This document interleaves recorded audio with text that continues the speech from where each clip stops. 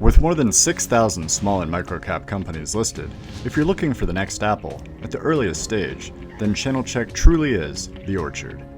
The listed companies support channelchek, so it's free for you, the potential investor, to gain access to institutional quality research from FINRA licensed analysts, advanced market data, industry reports, news, and a growing catalog of videos and webcasts. Make sure to subscribe to our YouTube channel and register for channelchek so you're always up to date on what's going on at the small and microcap data place.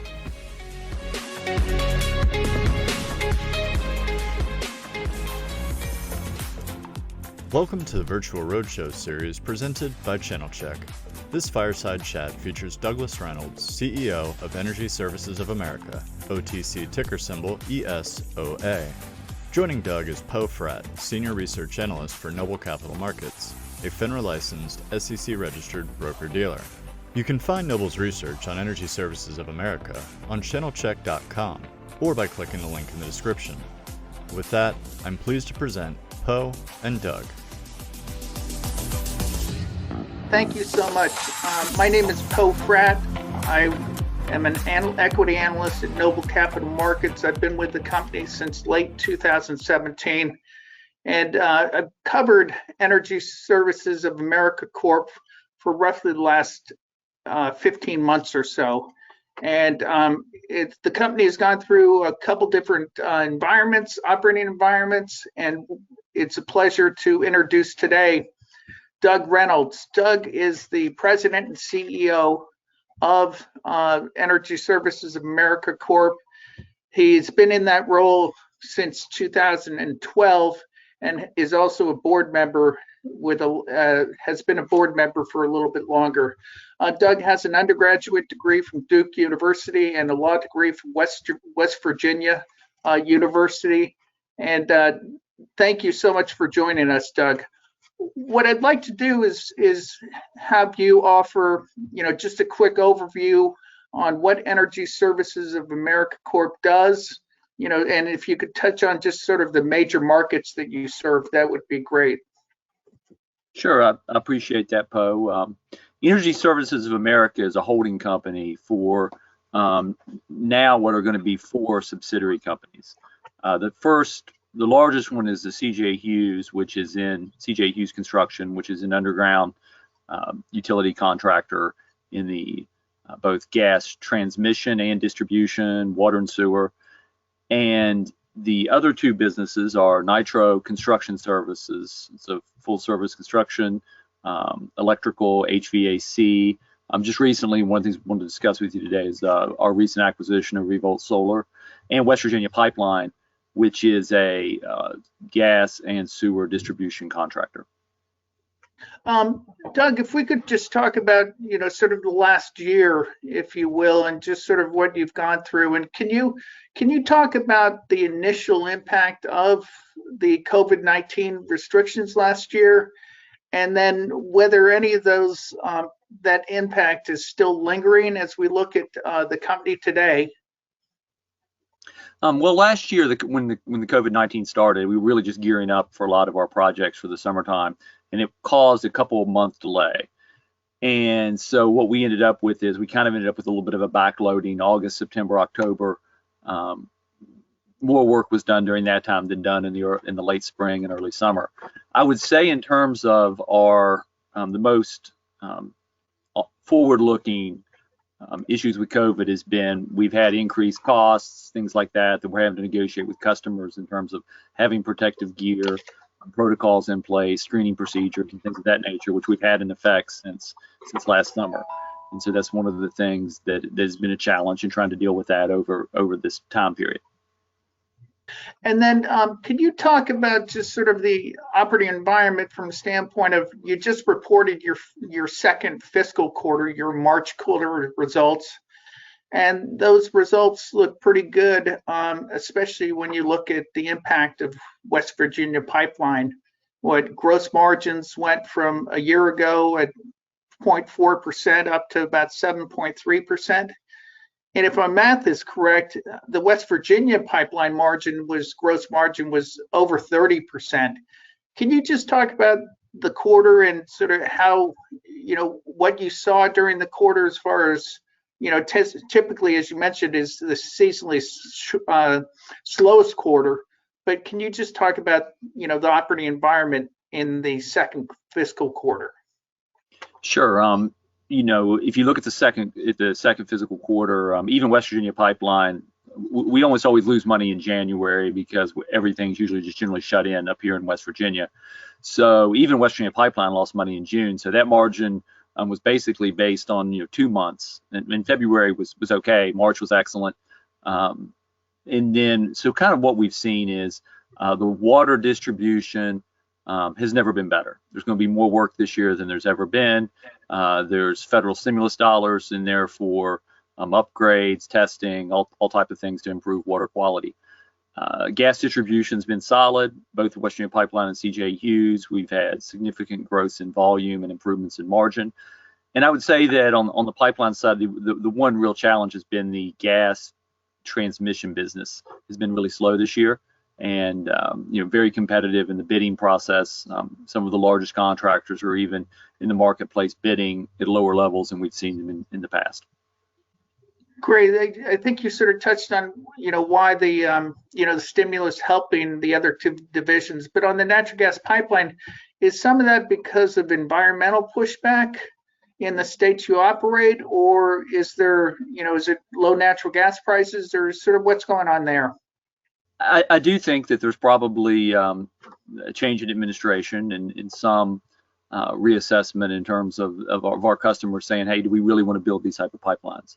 And then secondly is we noticed this between 2015 and 16, just when there's a change, kind of a different set of rules come to apply, certain things are more important or less important. I think that probably the permitting process is, they're trying to see how tight that's going to be. And I do believe many of these projects our customers tell us are still going to happen. And we feel confident that the transmission business will come back.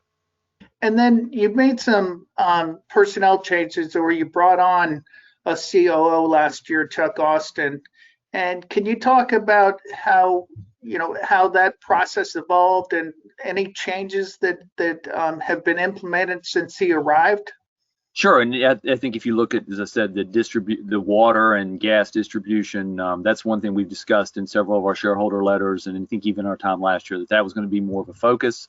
It's a more recurring revenue, less capital intensive, and so we felt like that's long term a better business to be in.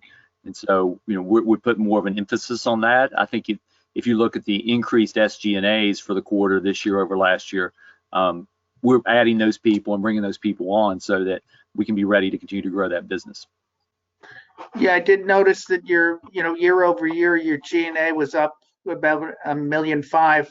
One thing I read too is that are you changing the incentive comp programs or instituting an incentive comp program to help, try to bring labor productivity or worker incentives up? Yes, we're always evaluating those, and we're trying to continue to make improvements in that to realign the interests of the company with all our team members. Can you, and then when we look at backlog, I mean, your backlog is just over 60 million. How would you characterize the visibility of your work for the next fiscal year? I would say overall pretty good. In pretty much all the businesses other than gas transmission, we're looking for year-over-year increases. The backlog is, because so much of our work on the distribution and water side is done under blankets, it's a little hard to predict. The company says, right, this is here, but we really don't count it in the backlog until they tell us for sure we're going to do it. And so, but we feel like that across most of our business lines, the backlog looks very good. And then, Doug, when you look at, we mentioned the West Virginia pipeline acquisition that closed at the end of last year, right around the end of the calendar year, at the end of your first fiscal year. How did that acquisition develop? How did you identify it? And then, how are you integrating it into your operations? So actually a customer had brought that acquisition to us. customer that both CJ Hughes and West Virginia Pipeline had used here in West Virginia, and they said, hey, these guys are looking to sell. We think you all are, the perfect acquirer. They are the customer's preferred contractor in several southern West Virginia counties, the way we are in the western counties in West Virginia. So that's sort of how we originally identified it. The integration went really well. I think we brought some safety training, some accounting expertise in some other areas to help them, and we're very happy with that acquisition. And then you mentioned Revolt as a very small acquisition. I think what you paid $150,000 for it or so.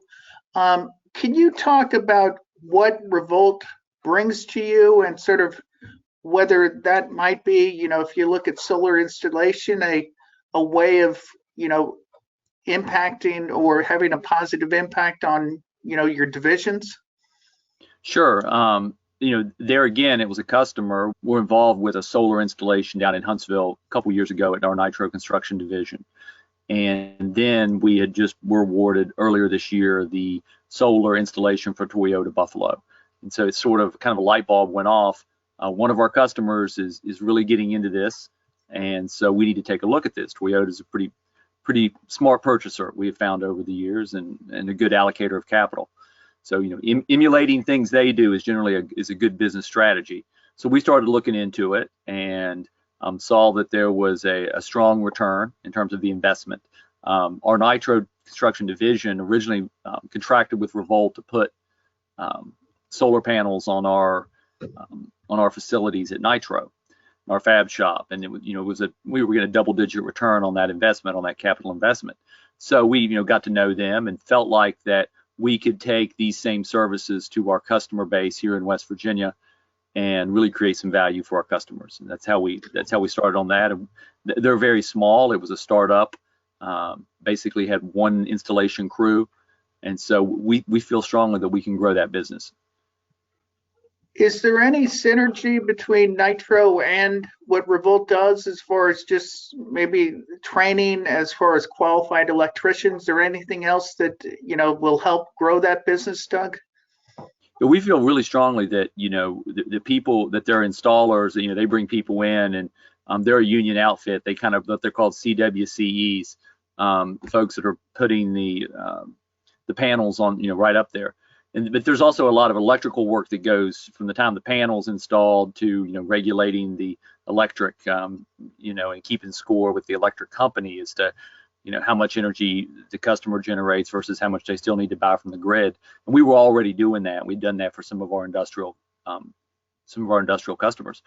So we feel strongly that we can bring people along. They can come in as a CWCE. We can train them, and then move them to working in that. Working in the solar division, or maybe becoming journeyman apprentices and working for us in other industrial facilities. And as far as geographic footprint, is Revolt in what markets are they in now, and can you potentially expand into the markets that you're serving more broadly? Most of Revolt's business has been in the Huntington, Charleston market, and we feel strongly we can push them into further west, maybe as far west as Lexington. That's where Nitro works some in the Toyota plant over there, and so there may be some other opportunities for our customers to grow the Revolt business. Okay, and when you look at 150,000, Doug, how did you come up with the purchase price on that, and will additional capital be required to grow that business? Yes, in terms of the 150,000, there wasn't a whole lot of physical assets there, and so really we were just went to the proprietors, and either they would have to raise significant amounts of working capital and that type of thing to grow their business, or they needed to partner with somebody like us. And so we felt like it was a good opportunity. Obviously, they want to spend their time putting solar in and not trying to raise more working capital.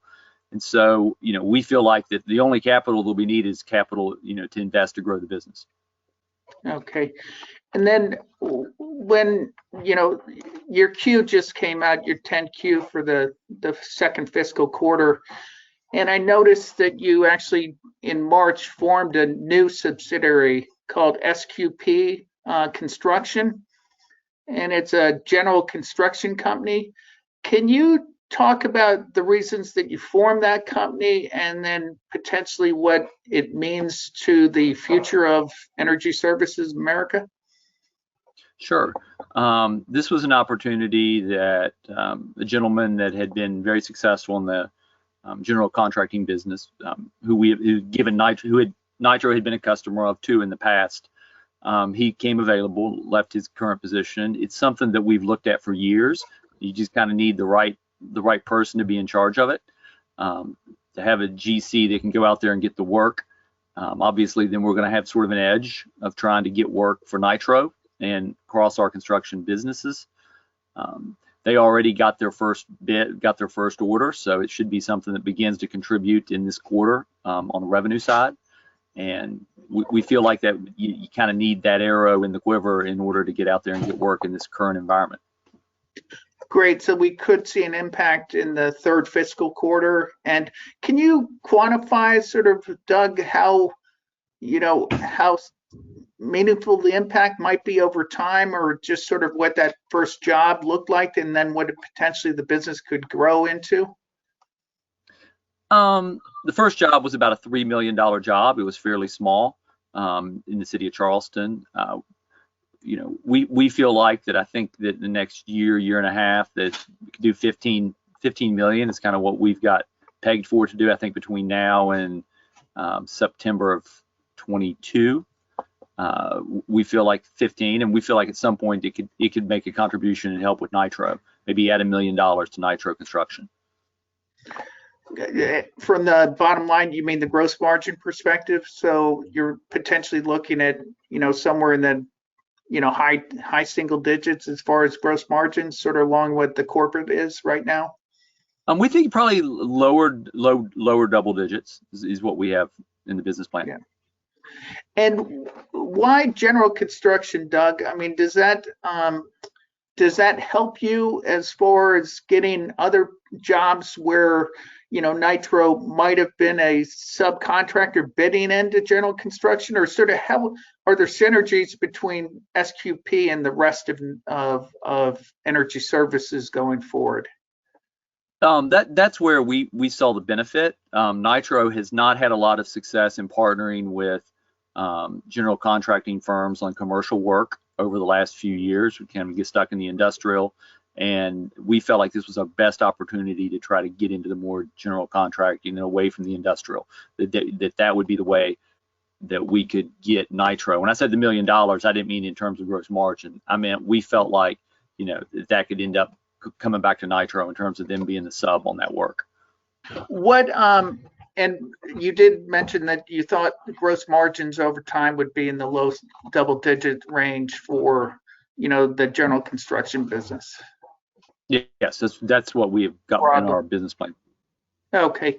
And then, Doug, when you look at it, I don't recall that you'd been that active in making acquisitions. And since I covered the company, they've really picked up over the last quarter or two. Can you just talk about, in the context of your strategic goals going forward, is growth on the front burner now? Yes, growth's always been on the front burner. These were just good opportunities within our current customer base to make these acquisitions. And so, as I said, 2 of them are very small, but we feel like can grow the business. And then this West Virginia pipeline, just a great opportunity, great people to be affiliated with. Okay. And do you think there's other opportunities out there? I mean, as far as people like the people who sold West Virginia Pipeline, 2 brothers who own the company and, maybe are looking to exit at some point in time. Are there other opportunities that you see out there on the horizon without being too specific? Yeah, I mean, we have had several of these discussions recently that there's a lot of people in this business, been through the ups and downs, family businesses where they want to try to find a different home for the business, a place where they can still stay involved and contribute every day. But so we feel like there'll be other opportunities. Okay, if we could switch over to sort of the financial side, Doug, for a minute or two. So one thing that you have out there is, the convertible preferred. Those you haven't issued much lately, but you do have an existing convertible preferred. The strike price is above the conversion price, or I'm sorry, the current stock price, $2 is above the conversion price, as I recall. Is there any sense that convert might convert into equity or common shares at some point in time, or sort of what do you think is going to happen there? We've had several discussions about that, and we think it's a good opportunity to get more liquidity, both for the investors, to let them have a choice of where they want to stay invested or cash out. They can cash out and obviously could sell their shares and at a 50% profit. So we've had that discussion, and I think when the timing's right for the company, we will probably call that preferred. Are you limited from calling it right now, or what are some of the restrictions on calling that preferred? Well, there's no restrictions. We could call it at any time. But okay. It's something that we're actively looking at. And then when you look at last year, as you went through COVID-19 and the impact on that, and the stimulus money that was available, you did take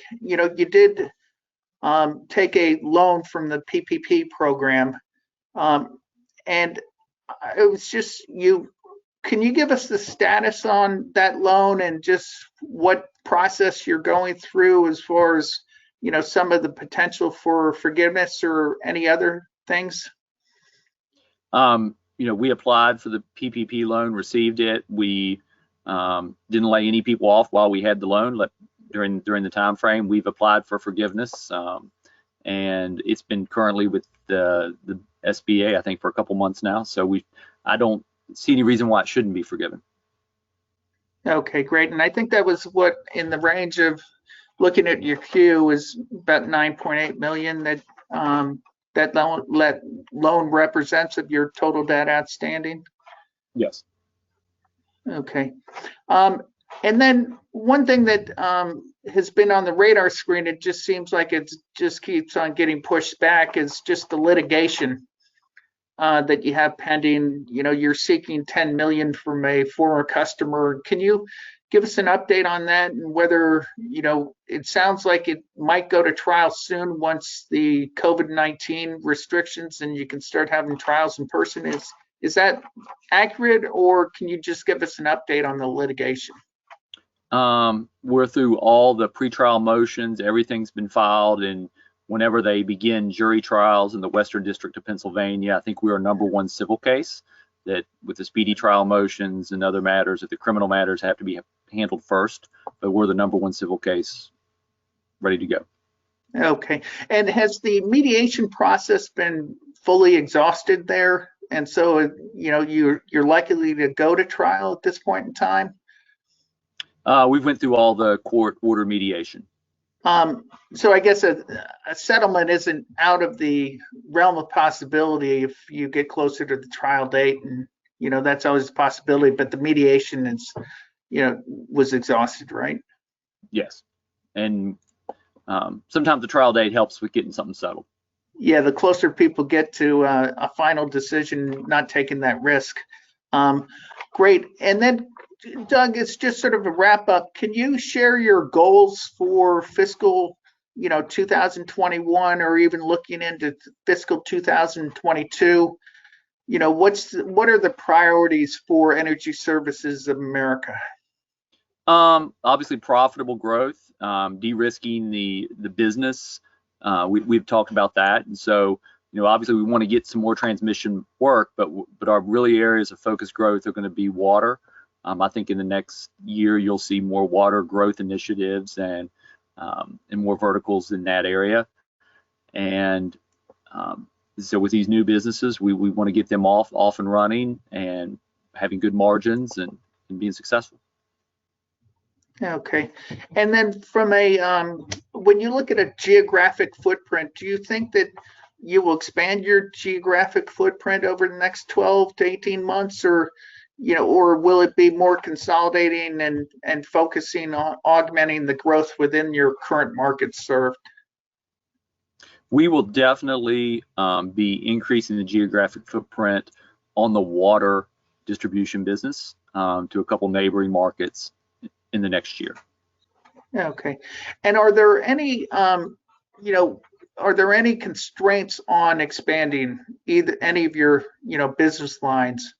Is it people? One thing we're hearing is it's harder to hire people. Regulation. How is regulation looking in the markets that you're serving too? It's always hard to get good people. Most time good people are already working for somebody else and doing a good job for them, so it's always challenging. We don't probably have some of the labor.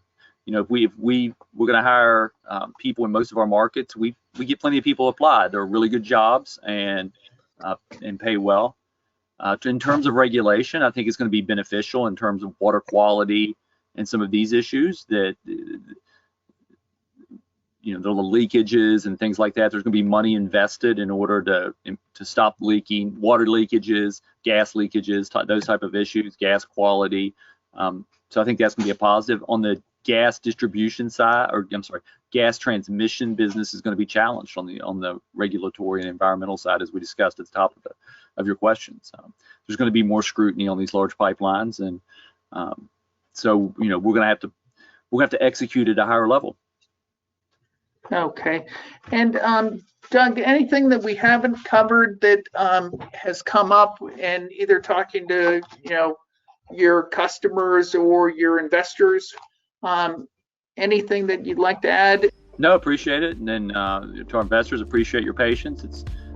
We got a lot of great things happening, and hope you stay along for the ride.